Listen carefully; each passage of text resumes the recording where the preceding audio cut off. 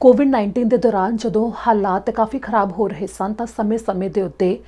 ਸਵੇਰੇ ਹਰ ਰੋਜ਼ ਪ੍ਰਧਾਨ ਮੰਤਰੀ ਜਸਟਿਨ ਟਰੂਡੋ ਦੇ ਵੱਲੋਂ ਐਲਾਨ ਕੀਤੇ ਜਾਂਦੇ ਸਨ ਤੇ ਇਸੇ ਦੌਰਾਨ ਇੱਕ ਦਿਨ ਪ੍ਰਧਾਨ ਮੰਤਰੀ ਜਸਟਿਨ ਟਰੂਡੋ ਦੇ ਵੱਲੋਂ ਐਲਾਨ ਕੀਤਾ ਗਿਆ ਸੀ ਜਦੋਂ ਉਹਨਾਂ ਨੇ ਜ਼ਿਕਰ ਕੀਤਾ ਸੀ ਕਿ ਜਿਹੜੇ ਵਿਦਿਆਰਥੀ ਵਲੰਟੀਅਰ ਕਰਦੇ ਨੇ ਉਹਨਾਂ ਨੂੰ ਪੈਸੇ ਦਿੱਤੇ ਜਾਣਗੇ ਤੇ ਉਹਨਾਂ ਨੂੰ ਗ੍ਰਾਂਟਸ ਦੇਣ ਦਾ ਜਿੰਮਾ ਉਹਨਾਂ ਨੇ ਇੱਕ ਸੰਸਥਾ ਨੂੰ ਦੇ ਦਿੱਤਾ ਸੀ, ਪਰ ਉਸ ਸੰਸਥਾ ਨੂੰ $912 ਮਿਲੀਅਨ ਕੈਨੇਡਾ ਸਰਕਾਰ ਦੇ ਵੱਲੋਂ ਦਿੱਤੇ ਜਾਣੇ ਸੀ। ਤੇ ਉਹੀ ਦਿਨ ਸੀ। ਉਸ ਤੋਂ ਬਾਅਦ ਤੋਂ ਲੈ ਕੇ ਹੁਣ ਤੱਕ ਇੱਥੋਂ ਤੱਕ ਚਰਚਾ ਸ਼ੁਰੂ ਹੋਈ ਕਿ ਜੋ ਇਸ ਸਮੇਂ ਕੈਨੇਡਾ ਸਰਕਾਰ ਹੈ ਟੁੱਟ ਸਕਦੀ ਹੈ, ਵੋਟਾਂ ਦੁਬਾਰਾ ਪੈ ਸਕਦੀਆਂ ਨੇ। ਪ੍ਰਧਾਨ ਮੰਤਰੀ ਜਸਟਿਨ ਟਰੂਡੋ ਨੂੰ ਅਸਤੀਫਾ ਦੇਣ ਦੇ ਵਾਸਤੇ ਵੀ ਕਿਹਾ ਗਿਆ। ਦਰਅਸਲ ਹੋਇਆ ਕੀ ਸੀ ਕਿ ਜਦੋਂ ਉਹਨਾਂ ਦੇ ਵੱਲੋਂ ਇਸ ਗ੍ਰਾਂਟ ਦਾ ਐਲਾਨ ਕੀਤਾ ਗਿਆ ਤਾਂ ਇਸ ਤੋਂ ਅਗਲੇ ਹੀ ਦਿਨ ਜਦੋਂ ਉਹਨਾਂ ਨੇ ਮੁੜ ਤੋਂ ਸਵੇਰੇ ਭਾਸ਼ਣ ਦੇਣਾ ਸੀ ਤਾਂ ਕਾਨਫਰੰਸ ਦੇ ਦੌਰਾਨ ਇੱਕ ਪੱਤਰਕਾਰ ਨੇ ਪ੍ਰਧਾਨ ਮੰਤਰੀ ਜਸਟਿਨ ਟਰੂਡੋ ਨੂੰ ਪੁੱਛਿਆ ਕਿ ਆਖਿਰ ਕਿਹੜੇ ਆਧਾਰ ਤੇ ਉਹਨਾਂ ਨੇ 20 ਚੈਰਿਟੀ ਸੰਸਥਾ ਹੈ ਜੋ ਉਸੇ ਦੀ ਚੋਣ ਕੀਤੀ ਹੈ,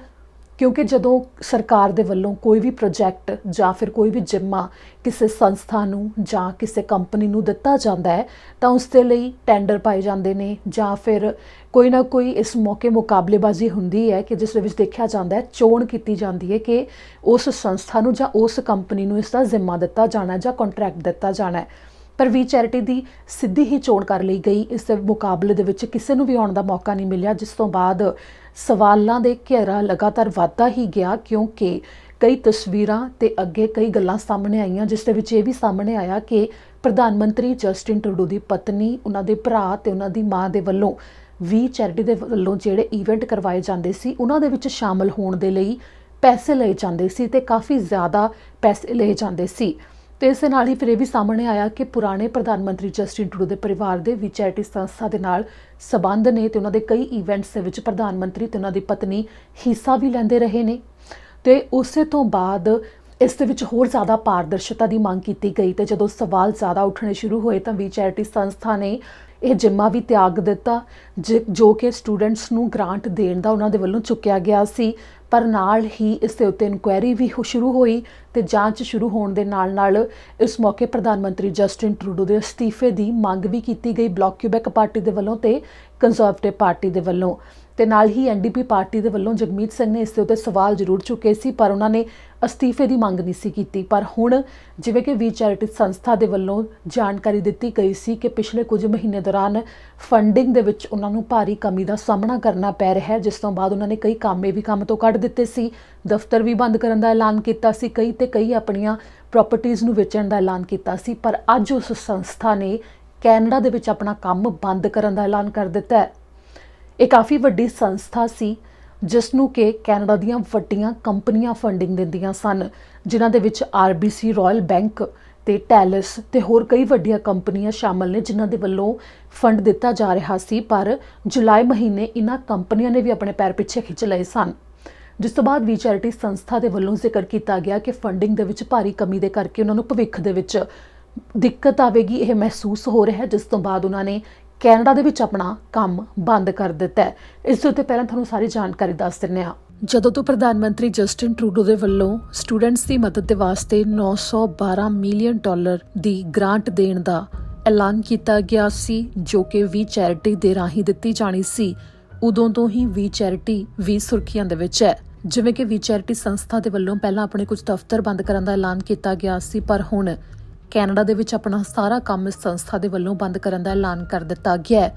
ਜਿਸ ਦਾ ਕਾਰਨ ਇਸ ਸੰਸਥਾ ਦੇ ਵੱਲੋਂ ਇਹ ਦੱਸਿਆ ਗਿਆ ਹੈ ਕਿ ਜਦੋਂ ਤੋਂ ਉਸ ਗ੍ਰਾਂਟ ਦੇ ਮਾਮਲੇ ਤੋਂ ਬਾਅਦ ਕਈ ਸਵਾਲ ਉੱਠੇ ਨੇ, ਉਦੋਂ ਤੋਂ ਹੀ ਵੀ ਚੈਰਿਟੀ ਨੂੰ ਫੰਡ ਆਉਣਾ ਵੀ ਬਹੁਤ ਜ਼ਿਆਦਾ ਘਟ ਗਿਆ ਹੈ, ਜਿਸ ਕਰਕੇ ਇਸ ਸੰਸਥਾ ਦੇ ਵੱਲੋਂ ਅੰਦਾਜ਼ਾ ਲਗਾਇਆ ਗਿਆ ਕਿ ਭਵਿੱਖ ਵਿੱਚ ਹੋਰ ਜ਼ਿਆਦਾ ਦਿੱਕਤਾਂ ਦਾ ਸਾਹਮਣਾ ਕਰਨਾ ਪੈ ਸਕਦਾ ਹੈ ਤੇ ਕੈਨੇਡਾ ਦੇ ਵਿੱਚ ਆਪਣੇ ਕੰਮ ਨੂੰ ਉਹਨਾਂ ਦੇ ਵੱਲੋਂ ਬੰਦ ਕੀਤਾ ਜਾ ਰਿਹਾ ਹੈ। ਇੱਥੇ ਜ਼ਿਕਰਯੋਗ ਹੈ ਕਿ ਪਿਛਲੇ ਕੁਝ ਸਾਲਾਂ ਦੇ ਉੱਤੇ ਵੀ ਜਦੋਂ ਨਜ਼ਰ ਮਾਰੀ ਗਈ ਤਾਂ ਦੇਖਿਆ ਗਿਆ ਕਿ ਵੀ ਚੈਰਿਟੀ ਸੰਸਥਾ ਦੇ ਨਾਲ ਜੁੜੇ ਵਿਅਕਤੀਆਂ ਦੇ ਪ੍ਰਧਾਨ ਮੰਤਰੀ ਜਸਟਿਨ ਟਰੂਡੋ ਦੇ ਪਰਿਵਾਰ ਦੇ ਨਾਲ ਕਾਫੀ ਨੇੜਲੇ ਸਬੰਧ ਸ਼ੁਰੂ ਤੇ ਹਨ, ਜਿਸ ਕਰਕੇ ਮੰਨਿਆ ਗਿਆ ਕਿ ਵੀ ਚੈਰਿਟੀ ਸੰਸਥਾ ਨੂੰ ਸਿੱਧਾ ਸਟੂਡੈਂਟਸ ਨੂੰ ਗ੍ਰਾਂਟਸ ਦੇਣ ਦਾ ਜੋ ਪ੍ਰੋਗਰਾਮ ਸੀ ਉਸ ਦਾ ਜ਼ਿੰਮਾ ਦਿੱਤਾ ਗਿਆ ਬਿਨਾਂ ਕਿਸੇ ਨੂੰ ਹੋਰ ਮੌਕਾ ਦਿੰਦੇ ਹੋਏ, ਜਿਸ ਤੋਂ ਬਾਅਦ ਪ੍ਰਧਾਨ ਮੰਤਰੀ ਜਸਟਿਨ ਟਰੂਡੋ ਦੇ ਅਸਤੀਫੇ ਤੱਕ ਦੀ ਮੰਗ ਕੀਤੀ ਗਈ ਸੀ ਤੇ ਹੁਣ ਵੀ ਚੈਰਿਟੀ ਸੰਸਥਾ ਦੇ ਵੱਲੋਂ ਕੈਨੇਡਾ ਦੇ ਵਿੱਚ ਆਪਣਾ ਕੰਮ ਬੰਦ ਕੀਤਾ ਜਾ ਰਿਹਾ ਹੈ। ਇੱਥੇ ਜ਼ਿਕਰਯੋਗ ਹੈ ਕਿ ਵੀ ਚੈਰਿਟੀ ਸੰਸਥਾ ਨੇ ਪਹਿਲਾਂ ਜਾਣਕਾਰੀ ਦਿੱਤੀ ਸੀ ਕਿ ਉਹਨਾਂ ਨੇ ਆਪਣੇ ਕਿੰਨੇ ਕਾਮਿਆਂ ਨੂੰ ਕੰਮ ਤੋਂ ਹਟਾਉਣ ਦਾ ਐਲਾਨ ਕੀਤਾ ਹੈ ਤੇ ਨਾਲ ਹੀ ਆਪਣੀਆਂ ਕਈ ਪ੍ਰਾਪਰਟੀਆਂ ਨੂੰ ਵੇਚਣ ਦਾ ਐਲਾਨ ਵੀ ਉਹਨਾਂ ਨੇ ਕੀਤਾ ਸੀ।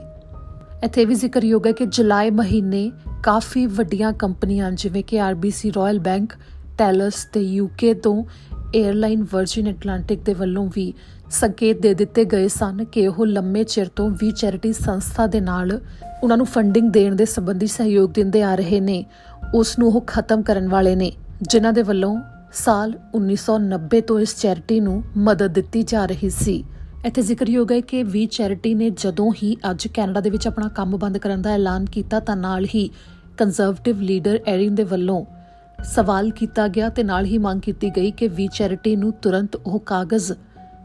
ਜਨਤਕ ਕਰਨੇ ਚਾਹੀਦੇ ਨੇ ਜਿਨ੍ਹਾਂ ਦੀ ਫਾਈਨੈਂਸ ਕਮੇਟੀ ਨੇ ਮੰਗ ਕੀਤੀ ਸੀ, ਜਿਸ ਦੀ ਕਿ ਜਸਟਿਨ ਟਰੂਡੋ ਦੇ ਨਾਲ ਉਹਨਾਂ ਦੀ $900 ਮਿਲੀਅਨ ਦੇ ਸਕੈਂਡਲ ਵਿੱਚ ਸ਼ਮੂਲੀਅਤ ਸੀ। ਇੱਥੇ ਜ਼ਿਕਰਯੋਗ ਹੈ ਕਿ ਇਹੋ ਮਾਮਲਾ ਸੀ ਜਿਸ ਤੋਂ ਬਾਅਦ ਬੇਸ਼ੱਕ ਕਾਰਨ ਕੋਈ ਹੋਰ ਦੱਸਿਆ ਗਿਆ, ਪਰ ਇਸੇ ਦੇ ਉੱਤੇ ਜਦੋਂ ਇਹ ਮੁੱਦਾ ਵੀ ਬਣਿਆ ਹੋਇਆ ਸੀ, ਚਰਚਾ ਵੀ ਚੱਲ ਰਹੀ ਸੀ, ਤਾਂ ਉਹਨਾਂ ਦਿਨਾਂ ਦੇ ਵਿੱਚ ਫਾਈਨੈਂਸ ਮਿਨਿਸਟਰ ਬਿਲ ਮੋਰਨੋ ਦੇ ਵੱਲੋਂ ਅਸਤੀਫਾ ਵੀ ਦੇ ਦਿੱਤਾ ਗਿਆ ਸੀ, ਜਿਸ ਤੋਂ ਬਾਅਦ ਕੈਨੇਡਾ ਦੀ deputy prime minister Christy Freeland ਨੂੰ ਫਾਈਨੈਂਸ ਵਿਭਾਗ ਦੇ ਦਿੱਤਾ ਗਿਆ ਤੇ ਉਹ ਹੁਣ ਵਿੱਤ ਮੰਤਰੀ ਹੈ।